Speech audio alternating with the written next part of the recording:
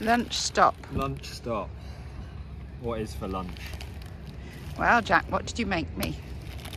Chef has been busy making classic French baguettes because, you know, when in Rome. So that's what we got. When in Rome, eat a baguette. We got Welsh cakes, they're not very French. I was going to say, and the baguettes are not very Roman. But Crisps. Really? You've got crisps too? Okay, and 2 apples. And some bars in there. Oh, wonderful. Sort us out. Thank you. Come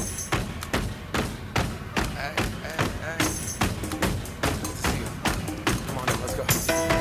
Yeah! Let's go! Alright, okay. Alright, okay. Return to the Mac. Get up what it is, what it does, what it is, what it isn't. Looking for a better way to get up out of bed instead of getting on the internet and checking a new hit. Me get up. First shot, hip strut walking. A little bit of humble, a little bit of cautious. Somewhere between like Rocky and Cosby's for the game. Belgium, second country of the trip. Yes? Grab it. Where are we? Just crossed Belgian border. 5 hours into our drive. Yeah, I should think so. Hour to go. Yeah. To our hotel for the night. Yeah. We're going well. Hey, Good it shift is. by Mum driving there. All about takeover, F1 start to the finish. With the 4-track bustin', halfway across that city with the back crush shit. Labels out here, now they can't tell me nothing. We give that to the people, spread it across the country. Labels out here, now they can't tell me nothing. We give it to the people, spread it across the country. Here we go back. This is the moment. Hello everyone, welcome back to another video. This is the big one, the one we've all been waiting for. It is currently Friday the 10th of October and in 2 days time I am taking part in the Gravel World Championships. We're currently, it's gone 8 o'clock in the morning, we're in our hotel, quite a nice funky hotel me and Mum have stayed in. I've got my mum as my cameraman for this trip. Got my bike over here in our room. We're just about to leave as we have the last hour and a half of driving to get to the Netherlands where the race is this weekend. I've certainly had a very interesting couple of weeks pre-prep for this Worlds, which I'll go into more detail later in this video.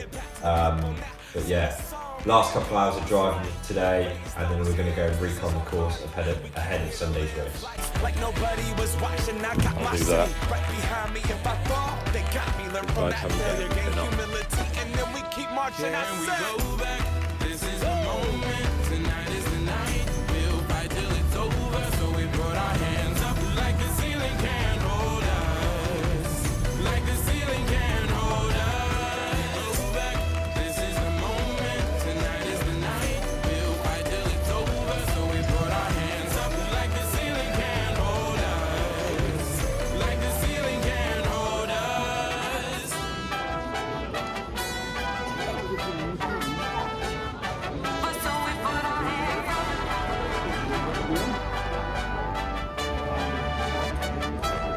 we put our hands up.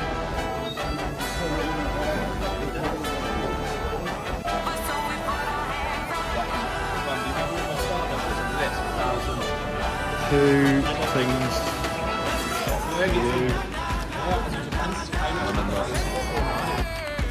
And all my people say,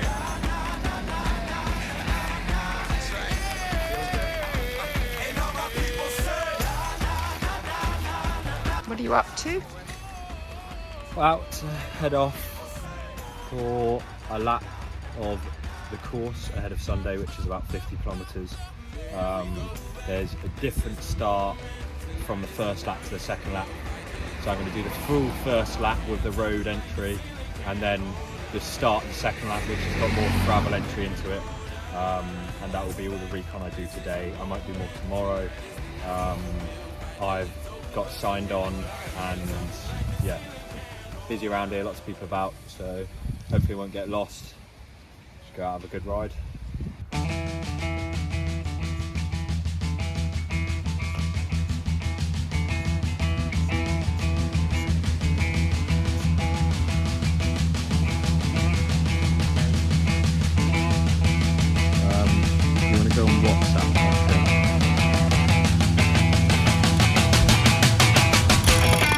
out.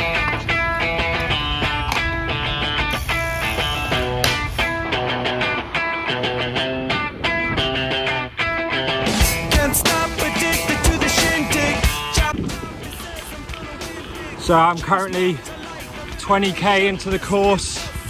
Had a bit of everything so far. Gravel seems pretty tame. Couple of descents, couple of climbs, but it's all sort of nothing mega gnarly, which isn't too bad. Quite flat and open, so if it's windy it'll be interesting. And carry on now.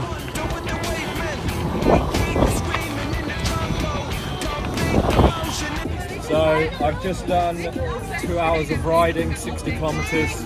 That was, like I said, a full lap of the course with the first lap, and then the second climb through is slightly different. We're here at the start line right now, behind us. Very Dutch. So here we are, Friday evening. My mum has just cooked up an exquisite meal here of some salmon, new potatoes and beans, which looks very nice, and I'm looking forward to digging into here. We arrived at our Airbnb earlier this afternoon, and we've pretty much chilled out for the rest of the afternoon and evening. It's a very nice place right on the German border. We're just after we've eaten our food, we're going to then go through our plan of what we're going to do tomorrow. Luckily, because we did quite a lot today, looking at the course and everything, we can have more of a relaxed day tomorrow, but there's still plenty of stuff to do before the big race on Sunday. So this will be the last clip for today, and I'll see you guys tomorrow.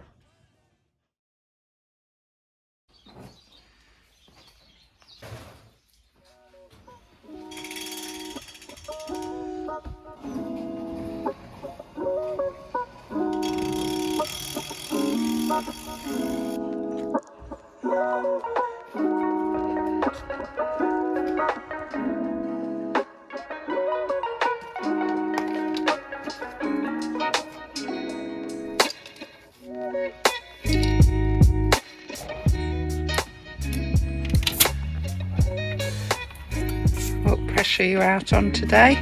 I'm just testing a couple of things because I wasn't quite happy with yesterday. I don't know how much gravel I'm going to be riding today. Yeah. I could have probably let a bit out. I felt like I was sliding a bit. Oh, okay. But then aren't you trying to make up for your slightly bigger wheels? Well, that's the other thing. Yeah. So I'm trying to...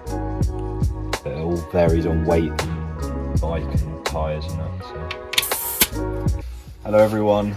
It is now Saturday morning, the day before race. I've just had my breakfast and I'm about to head out for a little leg flush ride ahead of tomorrow's race. So it should be about around 45 minutes. I've got a route set up. Yeah, more just recovering a bit from yesterday, preparing for tomorrow. So I'm gonna go do that now.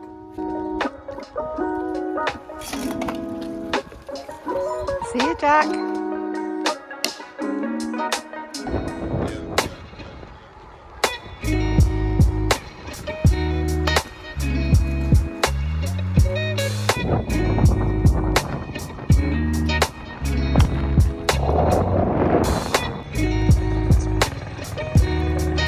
It's hovering over the hill.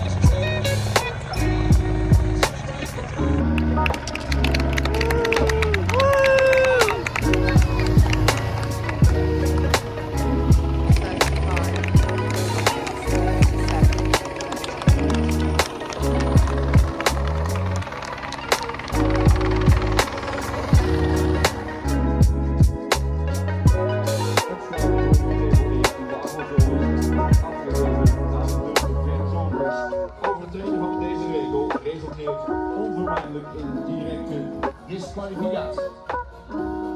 Be sure to check the closing times of the finish on the website. The cycling industry.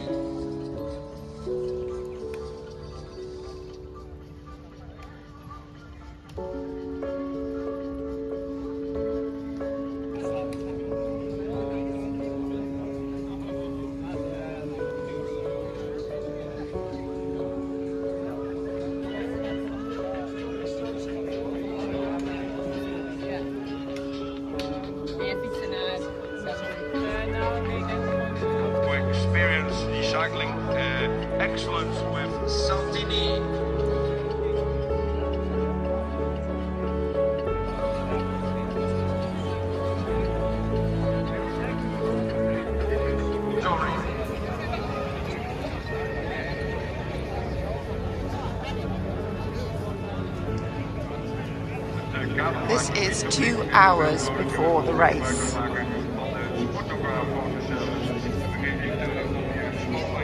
That's Jack's group. That's the next group. And the next group. And so on, all the way down. There's so many people. It's unbelievable. I'm so glad Jack and I decided to make sure that we got a good space. We've still got probably, I don't know, 70, 80, 90, 100 riders in ahead of us. But we didn't do too badly. I've just got to find him now. I've come over the other side because it's just too packed the other side. At least I've got a chance of being one man next to the railings here.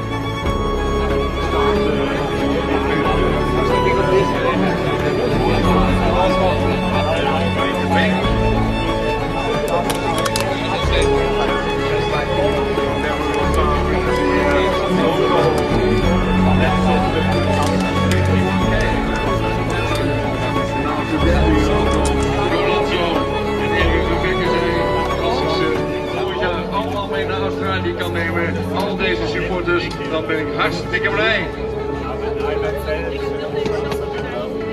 3 minuten nog voor de start, 2 minuten. Ook deze mannen gaan rijden. Listen to me.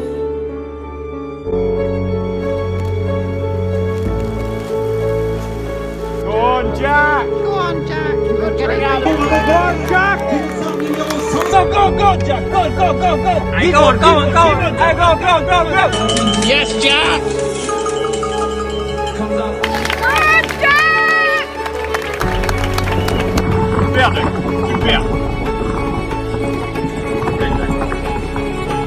Go, Jack! Come on, Jack! Come on, Jack! Keep on with him, Jack! Keep on with him! Keep going! Keep going! Go, Jack!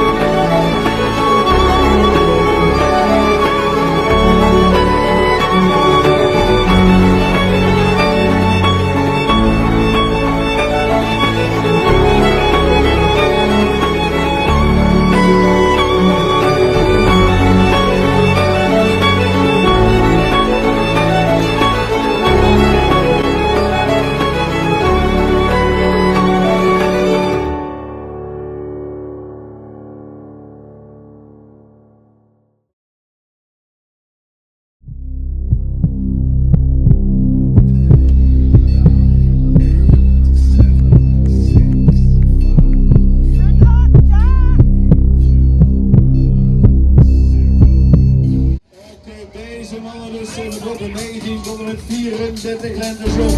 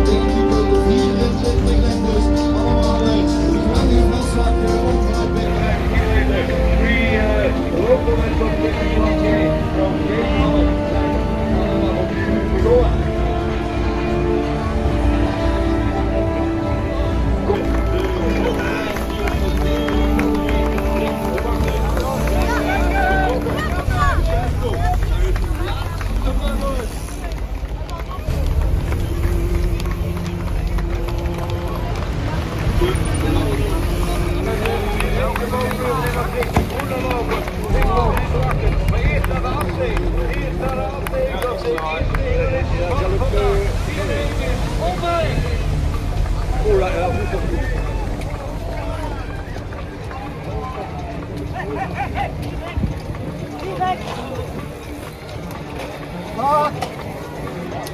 on.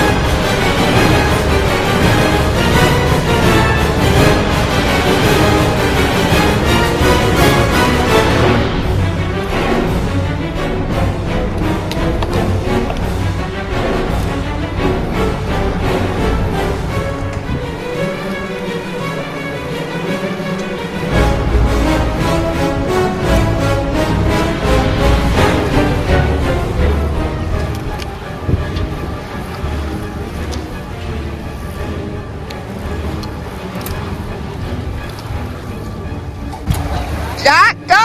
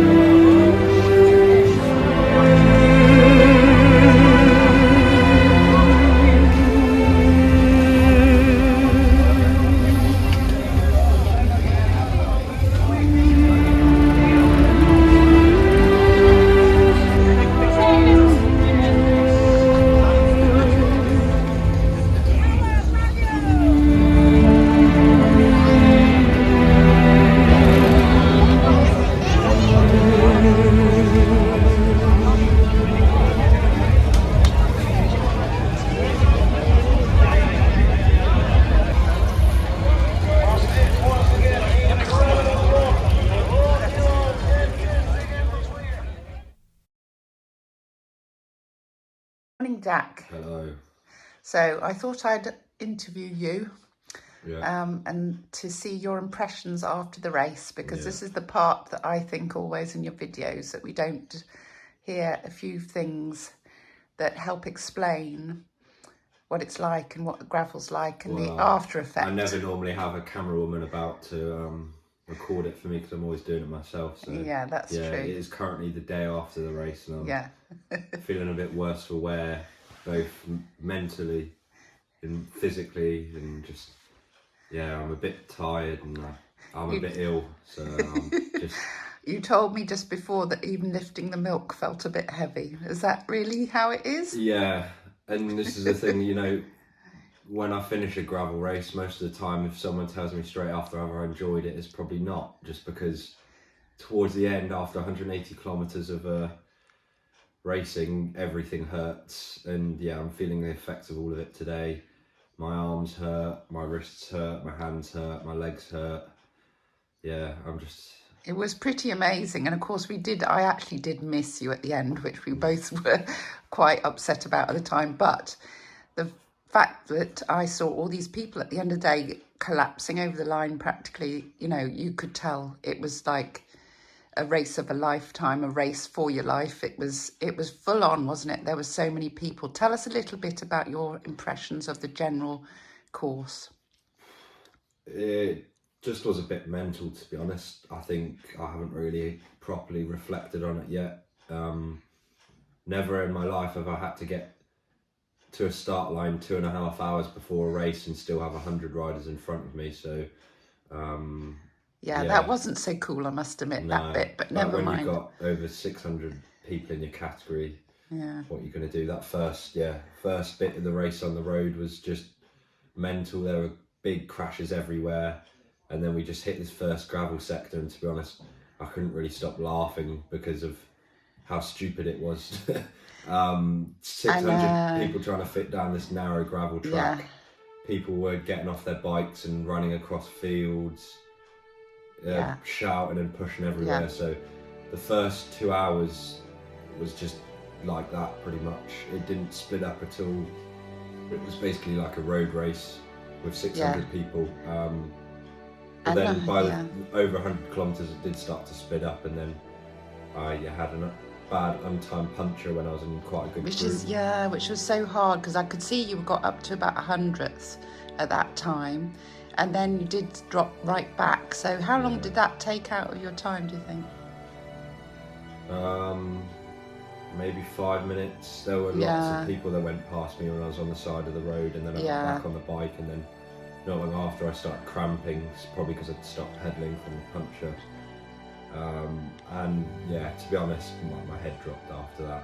It was really hard to motivate myself, even though it was the world champs, but it was really hard to motivate myself for that last 50 kilometres. And I sort of said to myself that I would take a bit more of the atmosphere in, which was nice to do, but quite frankly, I'd sort of forgotten about a result by that point. But I just wanted to, see the crowds and everything that are out there, which were incredible, especially on that last finishing bit. So did you actually manage to take it in then and realise what you've achieved? Not fully, because I can't just completely stop, can I? It's still a race. Yes. Definitely my attitude changed towards the end of it, and I don't know if that was a good thing or a bad thing. I might regret that later, but to be honest, I thought I was in 400th position, not 160th. So. Yes, exactly, and that's the thing. And maybe you just came out of race. I see it that you just came out of complete race mode to just appreciating your situation and what it was. I mean, it was actually also quite carnage out there, and many times I could see myself quite a few crashes, and I wonder actually if it'll make them think about how to do the race next year, because that was certainly something else. And I don't think racing, it was the exact same last year. Yes. Well, anyway, I think what we've learned then is that, you can get to your fittest you can be. You have been your fittest as you are, really, apart from your knee. Relatively, you're the most experienced you're ever going to be, and you've just managed to do the worlds, and you didn't do too bad, even considering everything. to come 160 something out of 600 and what in your age group? 50, I think. Yeah, it's something. Yeah, I always said sort of after July, where I'd had a couple of easier months of racing and riding, that, you know, come the Gravel World Championships, I wanted to be in the best shape of my life, I guess. That's what I said to my coach. Yes. And up until a couple of weeks ago, that was pretty much on track. I'd been racing well, I'd been training well. Obviously, the last couple of weeks... You did your Brits, I mean, that was amazing. Obviously, the last couple of weeks haven't really gone that way, but I'm just, yeah, after the weeks I've had, I'm just grateful that was on that start line yesterday. So obviously my attitude changed towards all of it, but you know, yeah, I think I can be quite happy with it, and given more time, I'll reflect and realise what I've done, and You have. obviously wouldn't be possible without my swan year. Well, it doesn't leave on me, please, but you are, Jack, you've done a pretty amazing thing, and you've made a lot of people proud. Your family are absolutely behind you. It's amazing. Yeah. What an experience.